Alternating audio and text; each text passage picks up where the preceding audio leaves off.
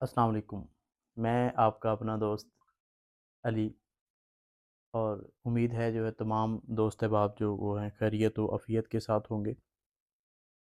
आजकल जो है वो आलू की ज़िमीदार जो है उसका एक बड़ा सवाल है कि फर्टिलाइज़र प्लान जो है वो हमें पोटैटोज़ के लिए बताया जाए। क्योंकि आलू की फ़सल जो है ये एक फैक्ट्री की तरह है, इसे जितनी खाद दी जाएगी उतनी ही ज़्यादा इससे पैदावार जो है वो हासिल की जा सकती है। अब कुछ हमारे तरक्की पसंद जो काश्तकार हैं वो करते क्या हैं कि हमने पिछले दिनों में देखा कि 3-3 बैग डीएपी और उसके बाद बेतहाशा यूरिया और एंड पे जो पोटाश है उसका इस्तेमाल करते हैं। ज़्यादा जो है वो किसी चीज़ में भी जो ज़्यादती है वो बेहतरीन उसके नताइज जो हैं वो नहीं मिल सकते।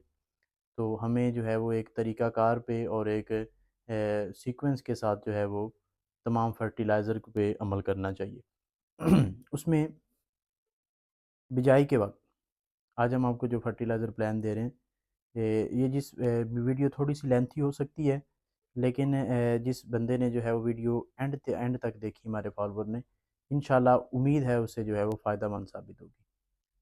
अब अब जो हम प्लान दे रहे हैं वो ये है कि बिजाई के वक़्त कम से कम 2.5 बोरी डीएपी, 2.5 बैग डीएपी अगर आप देखें 1 बैग डीएपी में कम से कम जो है मैक्सिमम जो है वो 23 किलो फास्फोरस मौजूद है, डाई अमोनियम फास्फेट। इसमें तकरीबन जो है वो 23 किलो, एक बैग डीएपी में 23 किलो फास्फोरस मौजूद है और साथ में ऑलमोस्ट 9 केजी के राउंड अबाउट जो है वो इसमें नाइट्रोजन अवेल होती है।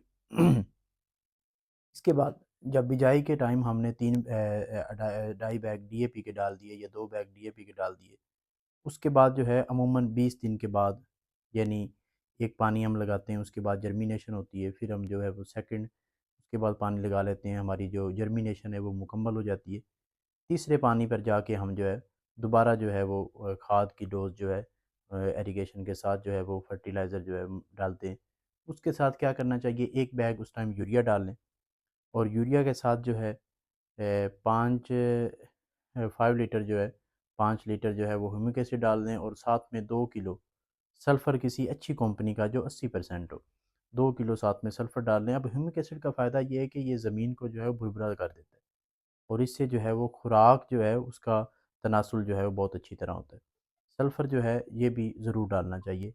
आप पहली फर्टिलाइज़र की डोज़ पे यूरिया और ह्यूमिक एसिड 1 बैग यूरिया के साथ ज़रूर दें। अब असल में देखें नाइट्रोजन जो है, क्योंकि ये 2 एप्लीकेशन जो हैं, 2-3 एप्लीकेशन हमने दरमियान में नाइट्रोजन की ही देनी होती है। नाइट्रोजन का फ़ायदा क्या है कि नाइट्रोजन में ये एक तो पौधे की ग्रोथ करवाता है, ग्रोथ से हट के पत्ता जो है वो एक तंदुरुस्त नज़र आता है। और जब अब और एक मैं बात यहाँ पे ऐड करूँगा कि कुछ लोग जो हैं वो यूरिया पे ही फ़ोकस रखते हैं, नाइट्रोजन पे ही फ़ोकस रखते हैं। जब हमने 2 बैग डीएपी के बिजाई के वक़्त डाले, तब उसमें 9 केजी पर बैग में नाइट्रोजन अवेलेबल था और कम से कम जो है वो 100 किलो नाइट्रोजन आई थिंक जो है वो आलू की फसल को काफ़ी है। 100 किलो नाइट्रोजन वो जो है वो काफ़ी है। इसके बाद हम 1 बैग जब यूरिया डालते हैं उसमें भी फिर नाइट्रोजन है।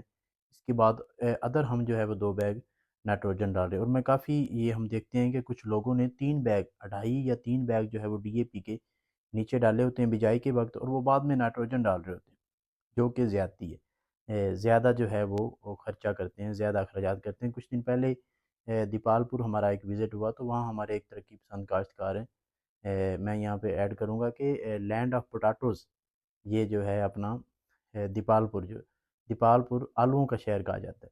वहाँ पे बहुत जो हैं वो आलू काश्त होते हैं।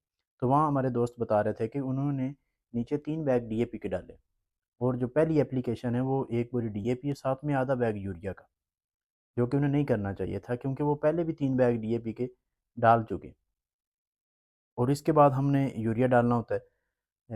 यूरिया फिर एक बार 1-2 जो हैं वो प्लान जो हैं वो यूरिया के ही हैं और एंड पे जो है कुछ लोग जो हैं एंड पे वो पोटाश जो है वो इस्तेमाल नहीं करते। पोटाश इस्तेमाल नहीं करते, हालाँकि पोटाश जो है वो इस्तेमाल करनी चाहिए।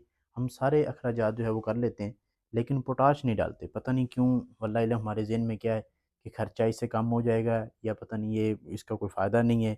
या अब ये अल्लाह बेहतर जाने कि तब हमारी जो है वैसे एंड हो जाती है, खर्चा नहीं होता, पास पैसे नहीं होते, कोई इस तरह का कोई इशू तो है कि जब एंड पे आएँ तो हम जो है वो पोटाश का इस्तेमाल नहीं करते। हालाँकि पोटाश से देखने में आया है कि पोटाश से कम से कम 20 से 25 और 30% पैदावार में इज़ाफ़ा होता है। हमने प्लाट बहुत सारे जो हैं विज़िट किए, देखे, एक्सपेरिमेंट किया। पोटाश डालने से जो है वो 20-30% जो है वो हमारी पैदावार में इज़ाफ़ा होता है। तो बराए करम जो हमने फर्टिलाइज़र प्लान दिया है, इस पे अमल करके हमें उम्मीद है कि आप जो 120 से 130-40 बैग तक बोरी तक जो है वो पैदावार हासिल कर सकते हैं। बहुत शुक्रिया।